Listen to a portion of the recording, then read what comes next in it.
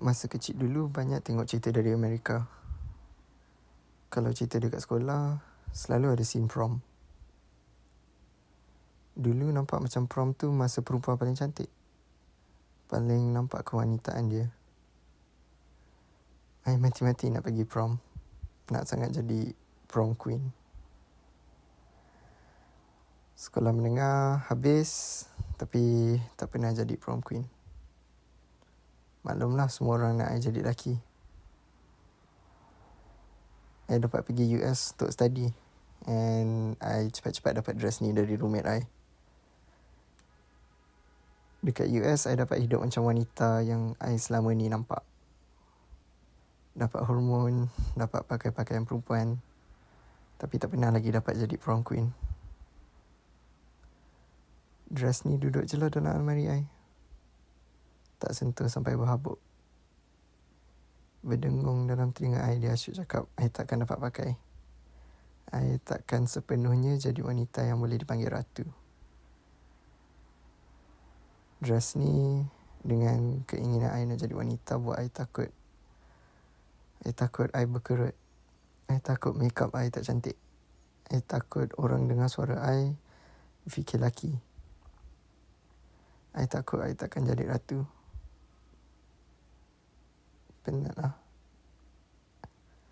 Penat asyik usaha nak jadi perempuan. Bila perempuan lain hidup senang. Tapi macam mana nak lepas?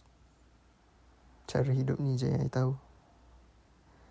Cara hidup ni yang bagi I tenaga untuk tak bunuh diri.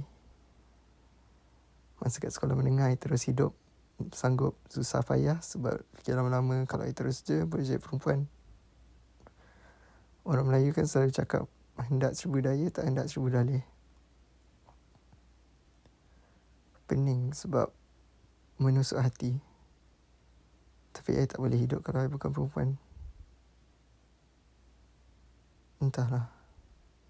In my life and family environment, I was raised to be ladylike and conservative, so I would not wear short skirts above the knee.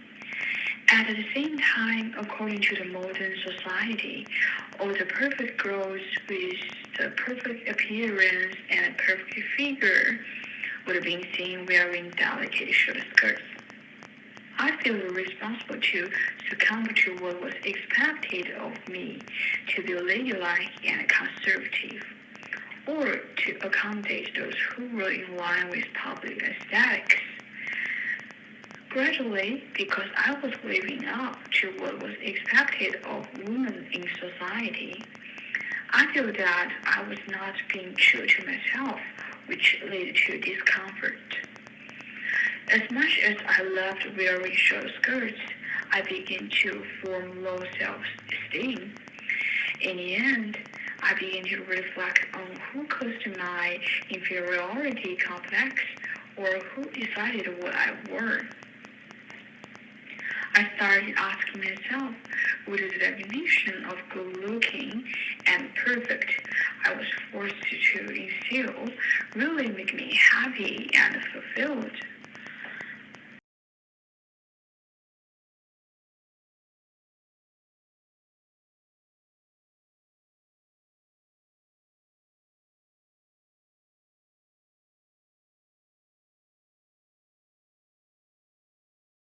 Growing up in a mixed household, being African American and white, my parents had always had high expectations for my siblings and I when education was the topic. They had expected all of us to go to college, and my mindset has always been set on the idea of being a STEM major. I'm not sure if it's because in our society that there are the four main professions, medicine, engineering, science, and law, that continuously dominate the workforce in America, that I've always assumed I had to receive a degree within one of those fields. I don't know if it's because when I was growing up, and even now in the present, that these professions were and are often dominated by cis white men, and that these people often succeed in our capitalistic society. And with being told since a young age that living the good life or living the American dream was being able to provide for yourself and your family while having the luxury to have the money to spend after all the bills and necessities needed are taken care of. However, I loved science, so I thought that being a STEM major would fulfill this American dream. and I would be happy with the outcome. However, being a STEM major and on my way to obtaining that degree, I realized how much of a cruel relationship I have with it. The constant nights I stay up completing lab reports, homework assignments, and studying for exams, the passion and excitement I once had for science is starting to fade away. I have a false sense of hope that I will receive the same outcomes in the workforce that my cis white male coworkers will achieve. I hold this degree so highly, putting it on this pedestal, when I can't be guaranteed that I will be treated the same as my cis white male coworkers. I expect myself to come out of college feeling fulfilled, yet in this moment in time, I don't feel content. I feel like I am just leading the life that works for the successful people in our society, and I haven't allowed myself to live the life I truly want to live. Life without the societal and parental expectations to achieve the degree and contribute to the capitalistic ideals that society has placed on me.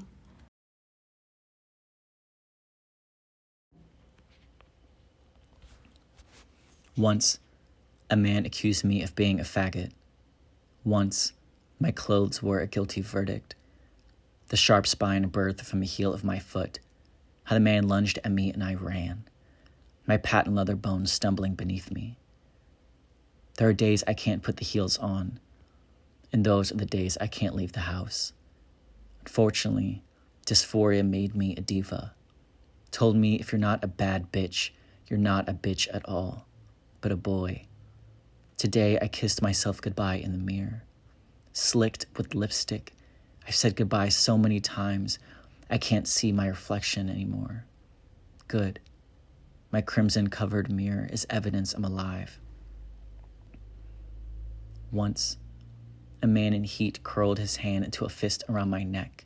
Once, a shadow, like coal burning my throat. Now I am a furnace, my locomotive body steam engine, my heels railroad spike. My femme is as flesh as mechanical, piston calves charged and ready. Too much surviving in me to be doe-eyed. I'll be the mean, mechanated bitch if it means I'm alive in my good heels. I could die any day now. But I survive always, despite an always looming God with a gun or knife or an unmarked van. Survival may be a well-crafted wardrobe, but I'll be damned if I'm not the prettiest thing to pump this street when danger calls.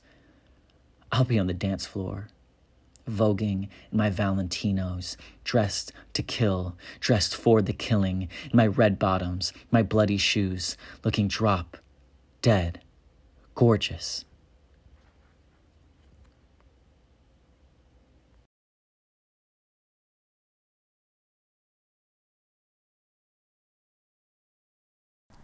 There are just some traditions you can't get rid of. Then there are some things that you love that you need to let go of. Music has always been my everything, but there's just one instrument that cruelly holds me back. My violin has been with me throughout my childhood, but as the years went by, those hours I spent playing turned into minutes, and then those minutes to none. Now, I was not as naive as I once was. Did I truly enjoy playing music, or did I just have expectations to meet? Society? Am I fit enough as a model minority? Mom, do you love me now? Mom, I'm sorry I'm not first chair. Mom, do you still love me?